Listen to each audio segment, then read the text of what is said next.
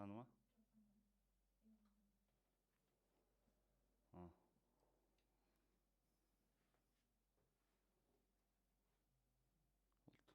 Бастай берейін ба? Нешінші бөлімге келдік? Ал, 7-ге келдік. Тағы да сәлем оқушым, аналитикалық геометрия тақырыбына арналған видео сабағымның 7-ші бөліміне қош келдің. Ұзақ болып кетті деп мені сөкпеңдер. Аз-аздан үздіксіз дамып келе жатырмыз. Ендеше кеттік, бисмиллах деп бастаймыз. Сабағымыздың жоспары бойынша біз дәл қазір екі жазықтықтың өзара орналасуын аяқтап тұрмыз. Қазір түзу мен жазықтықтың арасындағы бұрыш түзу мен жазықтықтың өзара орналасуына келіп тұрмыз. Және бұл бөлімнен кейін видео сабақ бітеді деп күтіп қалмайық, себебі келесі видео сабақтарда тағы да қосымша айтылатын есептер бар, тағы да ситуациялар бар. Солардың барлығын до конца соңына дейін көрейік.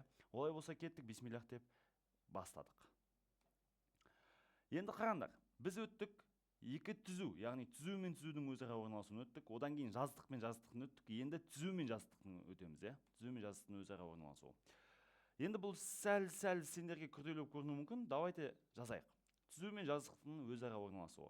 Кеңістікте жазықтық пен түзудің теңдеуі берілсін. Яғни бізде пи жазықтығының теңдеуі ax, by, cz плюс d тең 0 болсын.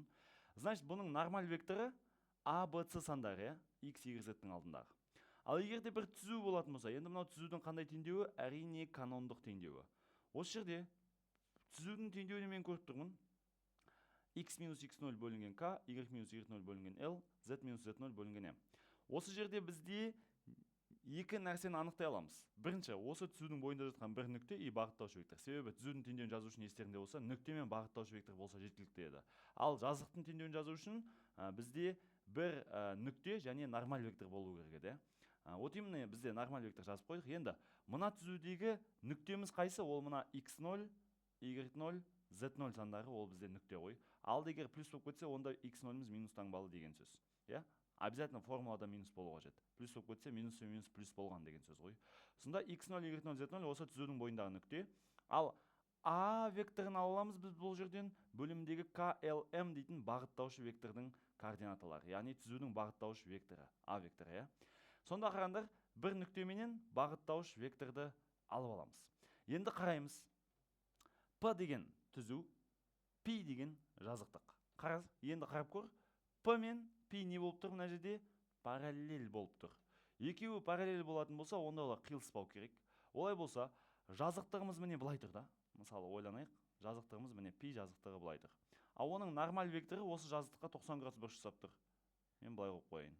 Мынау бізде нормаль вектор деп қойын, яғни 90 градус бұрыш жасады. Енді қараңдар, осы кезде P түзуі егер P жазықтығына параллель болатын болса, онда ол міне мысалы мынандай бір түзу да, мына жазықтыққа параллель орналасқан, қиылыспайды. Олай болса, бұл түзудің бойындағы нүктеміз мынау, мысалы m0 нүктеміз, ал бағыттаушы вектор деген міне мынау. Мысалы мынау a векторы. Енді қараңдар. Осы кезде айтады, егер екеуі параллель болса, нормаль вектор мен бағыттаушы вектор перпендикуляр болу керек дейді. Бірінші шарт.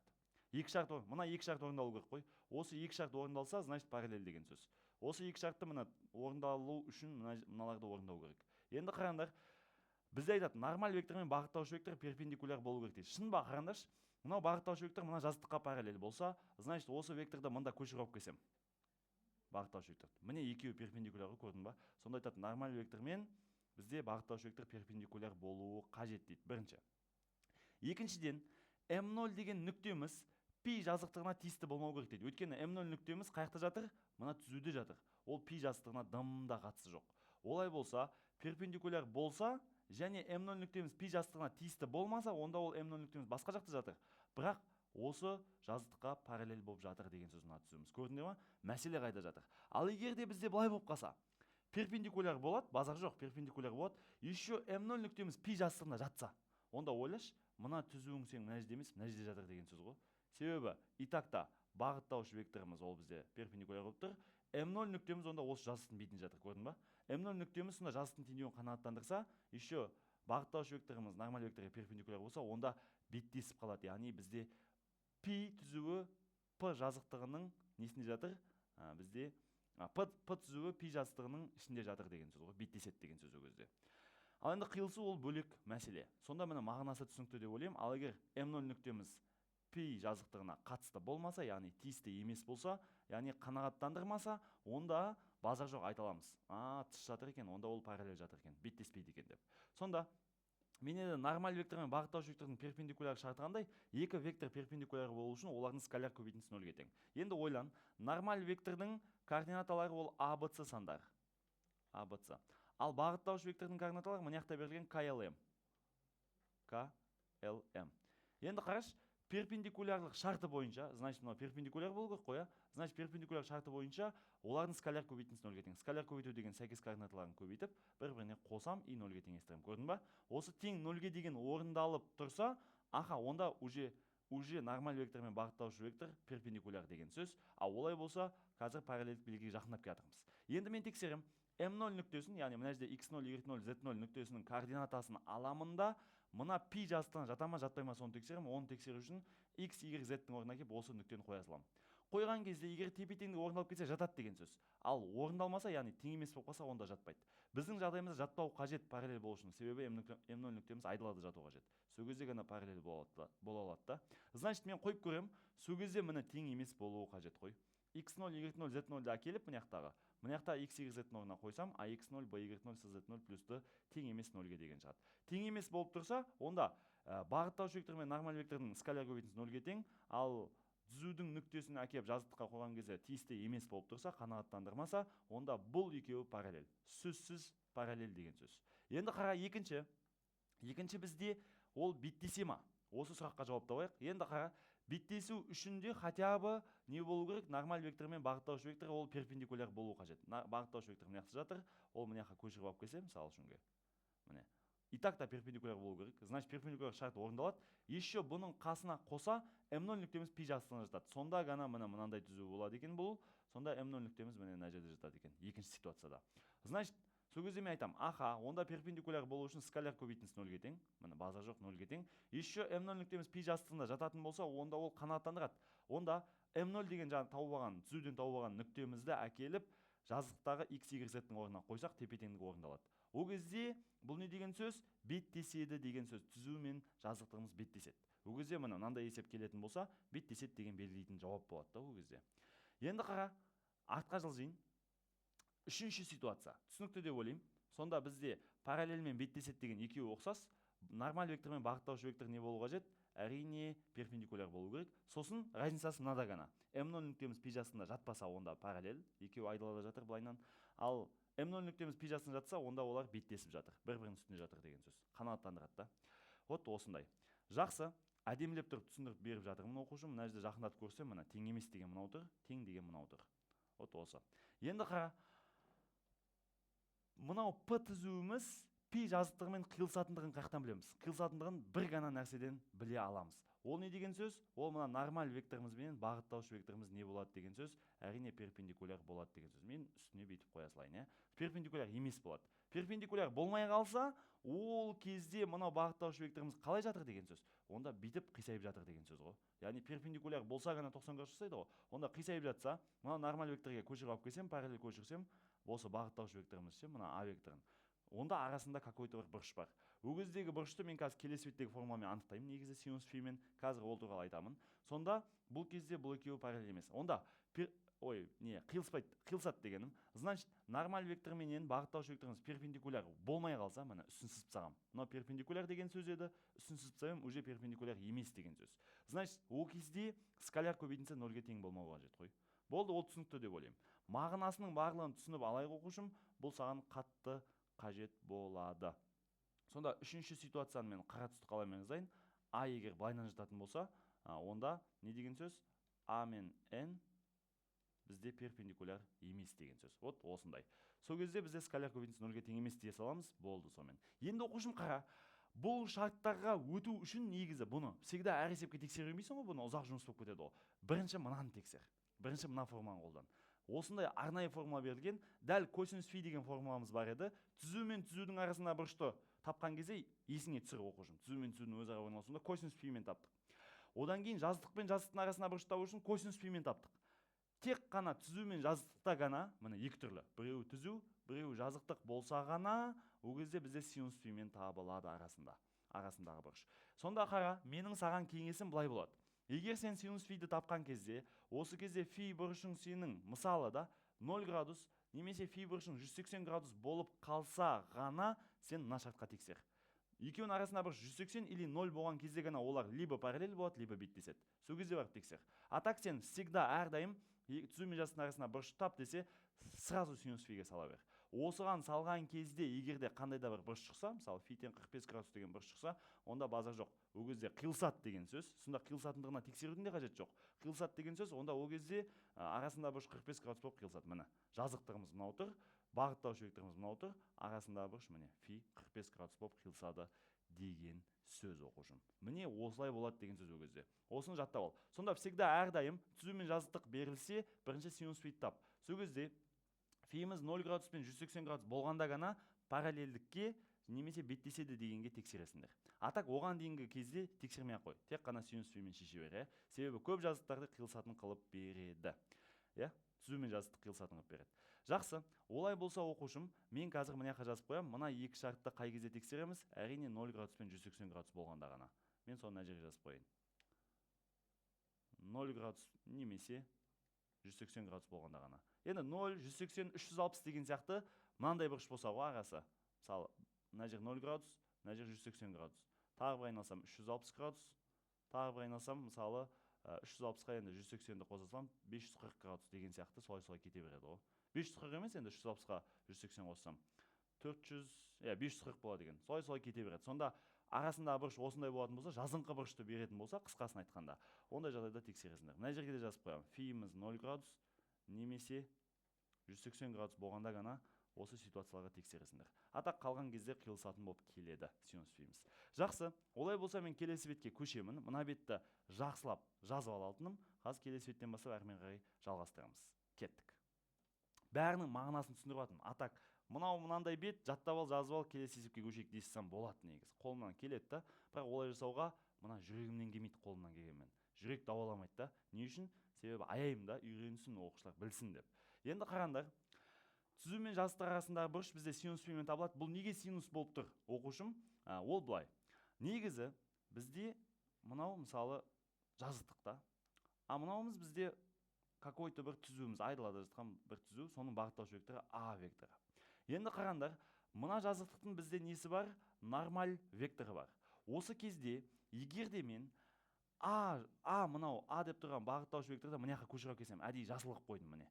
Мына жаққа көшіріп алып келетін болсам, параллель көшіруге болады ғой кез келген векторды, ұзындығын сақтай отырып, және көлбеулігін сақтай отырып, тура сол күйінше көшіруге болады. Сөйтіп көшіріп алып келсем, нормаль вектор менен мынау А векторының арасындағы бұрышты табуыма болады. Мынау А дейтін бағыттаушы вектор. Егер де мен қазір осы екеуінің арасындағы бұрышты табатын болсам, мына жердегі бұрыш, допустим, альфа бұрышы болсын, мысал үшінге. Ол кезде мен косинус альфамен табамын. Себебі екі түзу ғой мынау, нормаль вектор бір түзу, А бағыттаушы вектор бір түзу. Енді есіңе түсір, түзу мен түзудің өзара орналасуына артқа ерінбей барып қайтамын. Кеңістіктегі екі түзудің арасындағы бұрыш, міне, косинус фимен табылады. Ол кезде екі векторды скаляр көбейтіп, олардың ұзындықтарына бөле салатын едім. Сол сияқты, мына жердегі нормаль вектор менен А векторын скаляр көбейтемін қазір. Екеуін скаляр көбейтіп, мынаны бірақ модульме аламын, себебі оңсам болуға қажет. И солардың ұзындықтарына бөле саламын. Міне, ұзындықтарына бөле саламын. Сол кезде бізде А бағыттаушы векторының координаталары бар, N нормаль векторының координаталары бар, ол былай. Нормаль векторының координаталары А, Б, С. А бағыттаушы векторының координаталары KLM. KLM. Уже біз бұны білеміз, мына.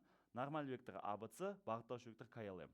Осы кезде мен егер осы екеуінің арасында бұрыш табатын болсам, ол косинус фимен табылатын еді формуласы. Ол кезде мен мына жердегі бұрыш тауып қоямын. Яғни мына жердегі бұрыш тауып қоямын да мен байқамай. Косинус альфаны. Бірақ маған керек мына жағындағы бұрыш қажет, астындағы бұрыш қажет. Альфа демей-ақ мынаны пока что фи дей тұрайын. Фи десек те болады. Мына альфа демей-ақ жалпы фи деп алсақ та болады пока что. Немесе альфа деп алсақ та болады. Сонда альфа деп жаза салдым қайтадан. Енді қара, мен мына жағында бұрыш табуым керек қоя. Онда маған табу керек косинус фиді. Значит, косинус фи дегеніміз қазір не болады? Ол әрине маған мына беттегі бұрыш табу керек. Мына жерге нормаль вектор бойынша 90 градус.